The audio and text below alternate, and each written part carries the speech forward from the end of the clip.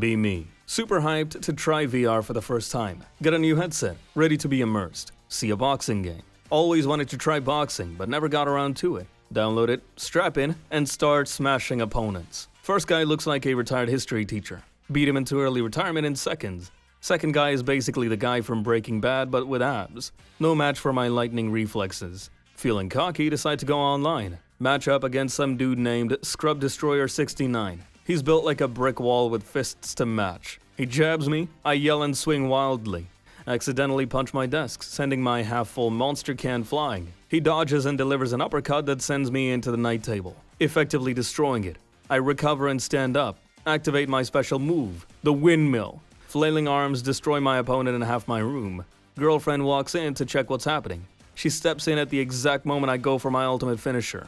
Land a devastating haymaker directly on her face. Hear a loud thud from outside the game. Take off headset. Girlfriend is slumped against the wall, knocked out cold, foam trickling from her mouth.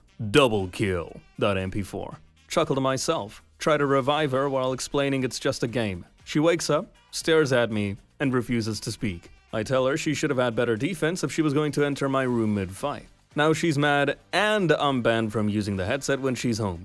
Why are women like this, guys? What are some weird things you guys have done to impress women in the gym? Today, I brought fake Halloween blood in a small PWO shaker bottle, then took a sip before doing a heavy T-bar row, and pretended to cough up blood onto the floor in front of this hot yoga pants girl who's been coming in around the same time.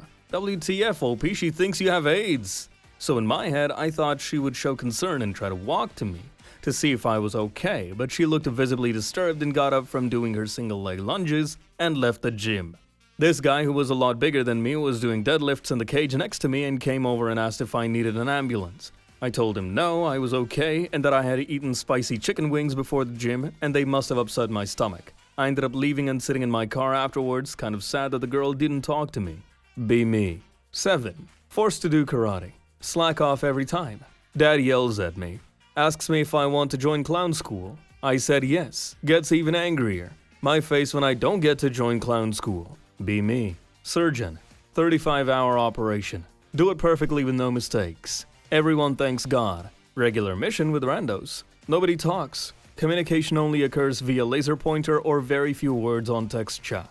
Grabber spawns and grabs our gunner. He opens his mic and screams at the top of his lungs. Shoot the bug to free him. He types THX and keeps playing without using the mic. Can I have the fruit pancakes, please? The what? There's nothing on the menu called fruit pancakes. The fresh fruit pancakes. Huh? This one. Points to menu. Say it.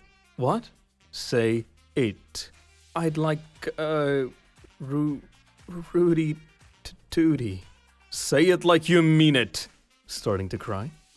I want a Rudy Tooty.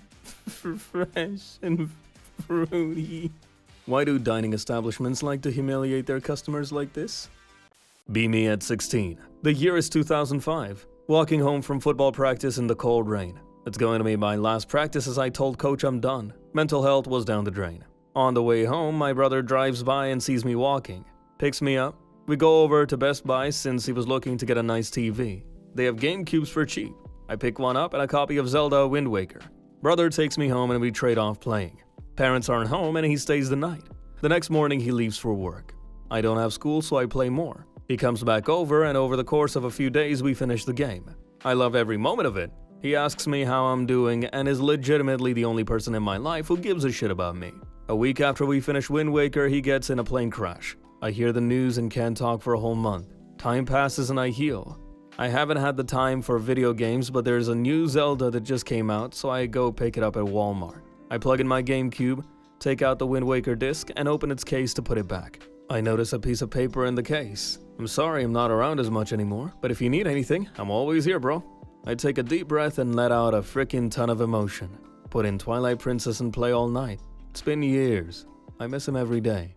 Grow up with cold, distant parents. Never learn to show affection. Have girls be nice to me and try to flirt. Ignore them or be rude to them. Get girlfriend. Go to her house. Her parents hug and talk. Her siblings are social and kind to me. A whole different world.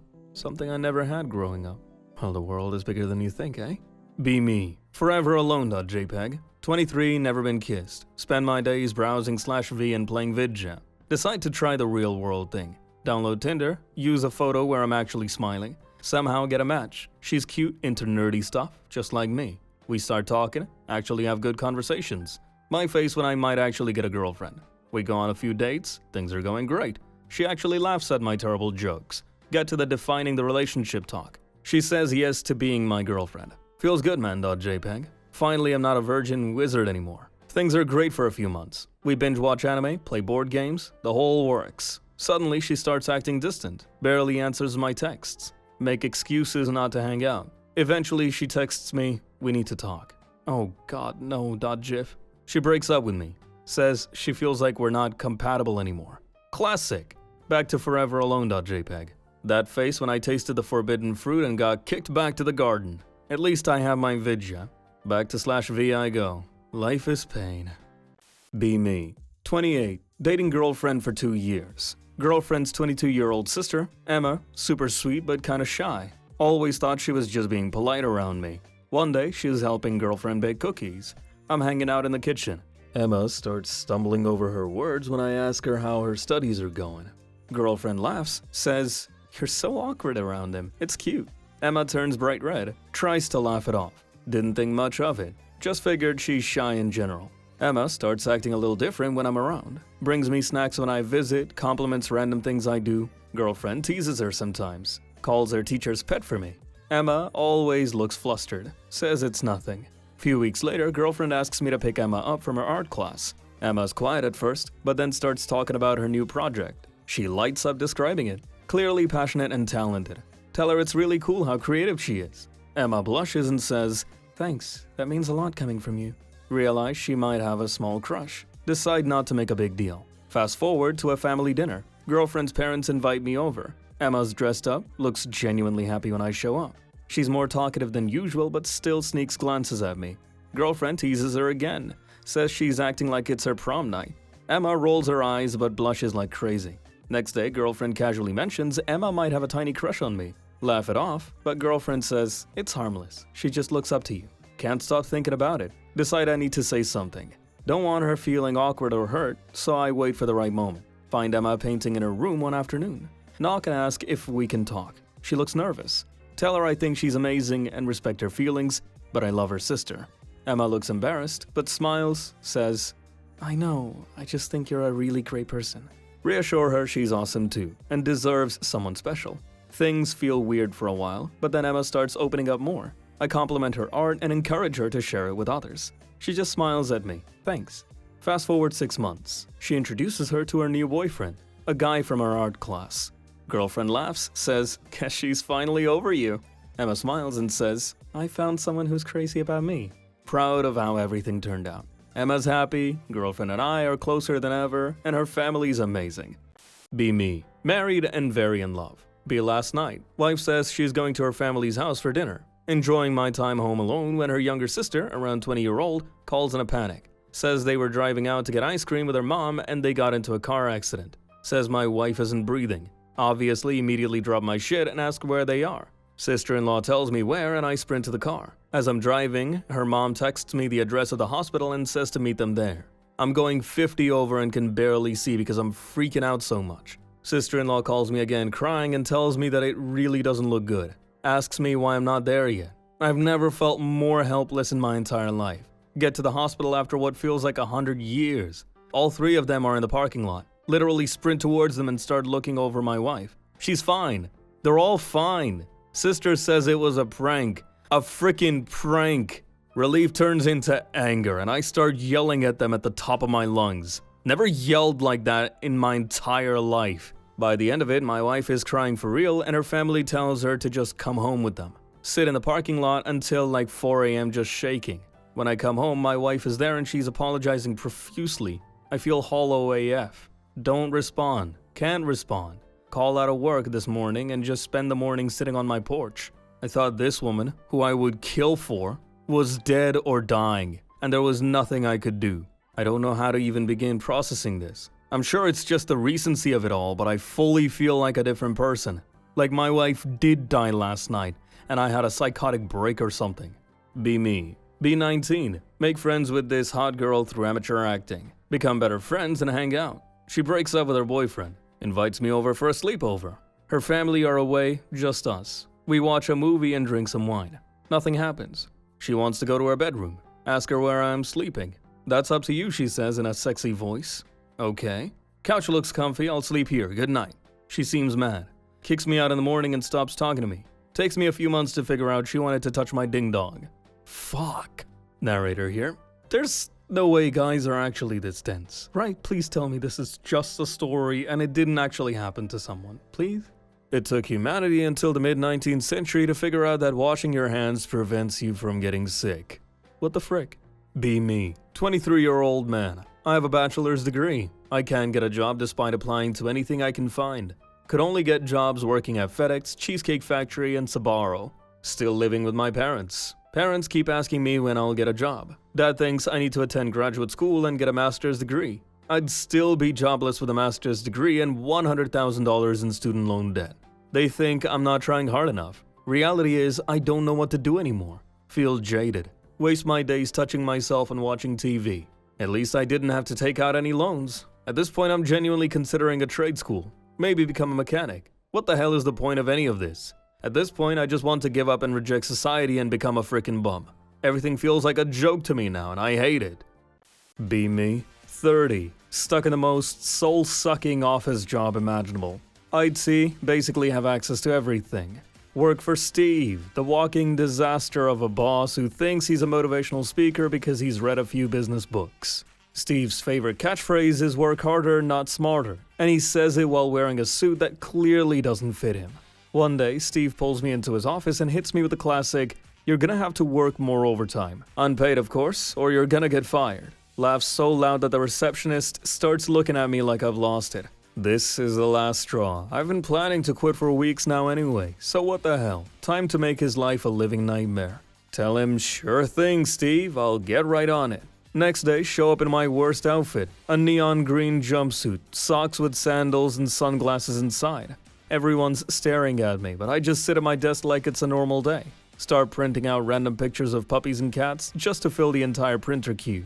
Every time Steve asks me to do something, I tell him, "Sorry, I'm not working today. My chakras are misaligned and I need to focus on my spiritual energy." Print out a massive sign that says, "Free hugs in the break room," and hang it above Steve's desk. He doesn't notice until he's halfway through his morning meeting. Start trolling Steve by emailing him fake, urgent client requests, and then using his email to forward them to customers. One client gets an email from Steve saying, "Thank you for your inquiry about our services. Also, we are now selling Steve's world-famous discount Tupperware. Buy one, get one free." Client responds, "What the hell? Is this a joke?" "Perfect." I reply with, "No, this is serious business. Contact Steve for all your Tupperware needs." Steve flips out, tries to call the customer, but the whole office can hear him screaming in frustration through his office door. Next step, I start sending out company-wide emails pretending to be Steve, making absurd announcements. From now on, we'll be changing the company logo to a picture of Steve's face. All branding will follow this theme.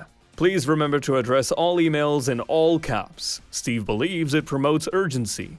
Every email gets more ridiculous, and Steve starts sweating bullets as HR gets involved. On top of that, I start trolling the customers directly. Send one random client an email. "Hi, we noticed you didn't buy our product. Would you like a free lifetime supply of our CEO's favorite socks instead?" Another client gets a message. "Just a heads up, we're launching a new service where you can hire Steve to give motivational talks. He's a self-proclaimed expert, so it's 100% free." Soon enough, the entire office is a circus. Decorate Steve's office like a kid's birthday party, balloons, streamers, party hats, the works. He walks in to find a giant "Happy Birthday, Steve" banner across his desk. Finally, I send out one last email from Steve's account to the entire company. "Dear team, I'd like to announce that we're switching to a 4-day work week starting immediately. Also, the company is officially renamed Steve's Funland, and we're introducing mandatory fun days every Friday." Watch as Steve's head explodes. He storms into HR and tries to explain himself while his entire team laughs behind his back. Take a final lap around the office, knowing I'm leaving anyway. Make my grand exit. Leave a giant stack of empty pizza boxes on Steve's desk, along with a good luck card that just says, "Enjoy the ride, loser." That feeling when Steve tries to call me in to discuss the chaos, but I'm already gone, sipping my drink with a grin on my face. That feeling when I'm free and Steve has to explain to HR how he lost control of his entire department because he's too clueless to manage a goldfish. Fuck you, Steve. Be me. Married for 5 years. No kid. Wife is pregnant. She's very happy and cried. I'm happy also. But I can't have kid. But only I know it. Is she cheating on me or is this child a miracle child? Should I leave her now or wait until the child is born and do a DNA test secretly? Kids in my neighborhood are all spoiled brats. The parents of said kids cave into anything the kids want. The kids are really mouthy and they're D's. I rented a bouncy castle for the day, put it on my front lawn, had fun jumping around in it. A group of these brats comes around trying to get into my castle. Tell them to go away. They ain't allowed in. They go and get their parents. Parents are bitching at me to let their kids in. I phone the cops. Get 6 parents arrested for trespassing and verbal harassment. Name Hep. Hep very small, very hungry. No have tribe. All day hunt small meat in bush. One day, find big pig in big bush. Pig needs lots of bongs. But Hep keep trying. Bad pig go to sleep. Hep eat pig. No more hungry. And still have meat. Hep tired from doing bongs. Put meat in pack. Hep did good job today. Hug pack. Hep go to sleep. But then hear noise. Open eyes. Wild wolf sniff Hep. Hep scared. But stay very still. Wolf small. Wolf just bone. No wolf tribe. Wolf all alone. Hep all alone too. Open pack. Take meat in hand. Give to wolf. Wolf take meat. No take hand. Wolf yawn. Lay down. Hep and wolf hunt together now. Wolf find meat. Hep bonk meat. Play game like catch bone. Chase. Play fight. Hep hug wolf when sleep. No more cold. Hep not alone. Wolf good friend. What your good friend story?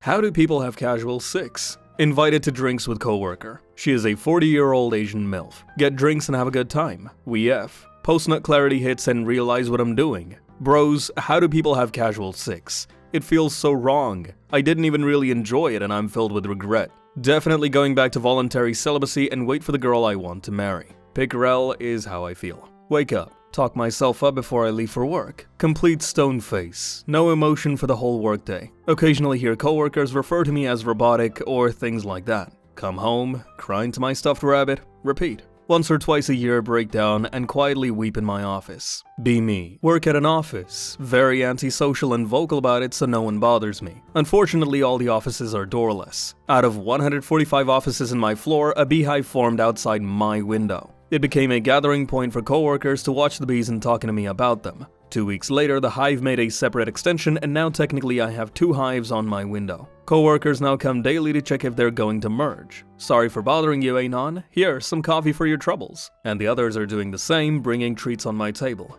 Since I just take the coffee, I offered the treats for others. I started bonding with them and found that I have similar interests with some of them. This morning on the opposite side of the bees, there was not 1 but 3 white pigeons. They were standing there watching the bees. One of my coworkers saw them and called the others to bring donuts because it's a special occasion, and I offered to pay for it. Wow, Anon, it's like nature is trying to tell you something. I'm not sure what it is, but it made me happy. Be me. 24-year-old femme Anon. Go on Tinder date to a restaurant. Guy is really cute. Potential boyfriend.jpg. We make small talk and drink wine while we wait for our starters. This date is going really well. He's actually interested in my cat and asks to see pictures. We order starters, main, dessert, and have a bottle of wine each. While we're eating dessert, he goes to the bathroom. 10 minutes later, he still hasn't returned. Ask a male waiter to check if he's okay. There's no guy in the bathroom.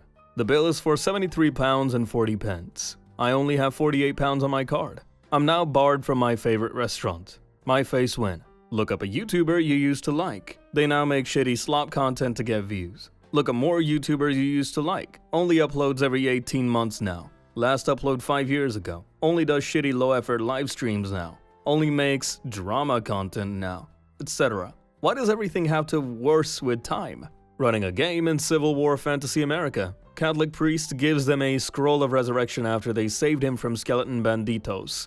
We should revive George Washington. Look it up. He's been dead less than 100 years and he technically died of a throat infection. Plays are now obsessed with resurrecting George Washington. Next week they're headed to Mount Vernon to try and rob his grave.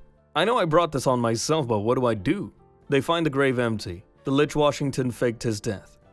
Obscene amounts of ass hair. Enough pubic hair to knit a pair of socks. Caterpillar eyebrows that need to be shaved weekly to prevent a unibrow. No chest hair. Can't grow a beard. Visibly balding. Work at liquor store. See obviously underage girls enter and rush to the back. Hear them whispering and discussing what to get. They grab Heaven Hill vodka. They try and check out and I ask for ID. They lost it, but one says her dad says it's okay, she's 22. Laugh at them and tell them get the flop out. Same girl tells me her dad is rich, blah blah. They leave and I start eating a pickle in a bag. Drive-through bell rings. Walk over and see it's the same girls. They freak out, one says that there should have been someone else. I stare at them eating my pickle. They speed off. Good pickle. Men lonely. No one cares. Women lonely. National tragedy. Why is this? Where is the equality? Women get a say in things and go mask off for a full century. Men decide they just want to F a robot and be left alone. I know it's a tragedy, but I can't stop laughing. F cheating, that's young people shit. I'm ready to get married. And have an affair. Be sad. Remember boobs exist. No longer sad. Thank you, boobs. Year is 1992. Italian military goes to Somalia for some peacekeeping work under the UN. Same area they used to be active in the African theater of World War II. When they set up camp, they're approached by an 80-year-old Somali in full World War II Italian kit with a tricolor sash and perfectly maintained rifle. Soldiers WTF hard and ask him what he's doing. He's a veteran of an Askari group that fought for the Italians in World War II. Insists that he's back to fight for them like in the old days. Won't be turned away because he's taken an oath to serve them for life and intends to keep it. After consulting the general, they keep him around as sort of a mascot. Give him an honorary position as a camp guard and let him raise the flag. He's very loyal and they all love him except for one awkward problem. In ceremonies and formal events, no matter how much they always tell him to stop, he always screams, "Viva Re! Viva Duce! Viva Italia!" Underpowered even by mobile standards. Janky controls designed for baby hands. Casual games and shitty online. One of the best-selling consoles of all time. God damn, I am so lonely.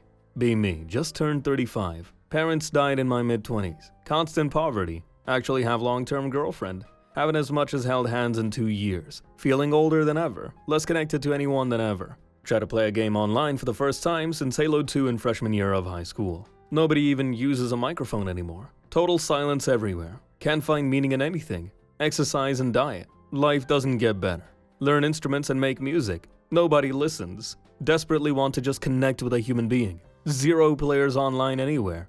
I don't ask a lot, but at this point I feel like I'm just counting the minutes until my brain shuts down and I forget that there was ever a me in the first place. Be me, 35 years old. New year, same routine. Work, pay bills, rinse and repeat. Salary is scarce, can barely afford 2 meals a day. Rent to keep my landlord richer.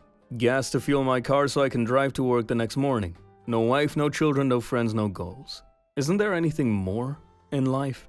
Don't live the same year 35 times and call it a life. Be me, 22. Overprotective older brother. Little sister, Samantha, 19, has been dating this absolute train wreck named Kyle. Kyle's the worst, drug addict, thief, and always bragging about shady business deals. Try to tell Samantha he's bad news, but she thinks I'm just trying to ruin her happiness. She calls me controlling and says I don't understand him. Decide if she won't see it, I'll make her see it. Create a fake social media account pretending to be some random hot girl. Name her Amber, slap together a fake profile with filtered selfies and generic captions like Mondays are the worst. Start following Kyle, liking his posts and sending him casual DMs. That feeling when he bites almost immediately and starts flirting back. Within days, he's messaging me nonstop, acting like he's single. Keeps saying how complicated things are with his girlfriend and how he's looking for something real. Push him further, suggest meeting up for coffee, and he's all in. Meanwhile, he's still posting cringy love quotes on his Insta stories for Samantha to see. That feeling when he actually uses Snapchat filters on himself and thinks it's working. Compile all the evidence into a glorious folder of shame. Plan the ultimate takedown. Set up a fake date at a local coffee shop. Tell Kyle Amber can't wait to meet him. Show up instead, holding a printed stack of screenshots like it's a court case. Kyle's face when he sees me is priceless. He mumbles some excuse about helping a friend study. Show him the screenshots right there in the cafe. He tries to grab them, saying, "You don't understand, bro." Tell him if I see him near Samantha again, I'll share these with everyone, including his probation officer. He leaves, looking like he's about to cry. Later that night, I sit Samantha down and show her everything. She starts crying but thanks me for looking out for her. Breaks up with Kyle immediately, blocks him on everything, and even deletes her old photos with him. A couple of weeks go by and she's finally acting like herself again. That feeling when I had to catfish her trash boyfriend to protect her, but it actually worked. Sometimes you gotta be the bad guy to do the right thing. Protect your siblings, Anons.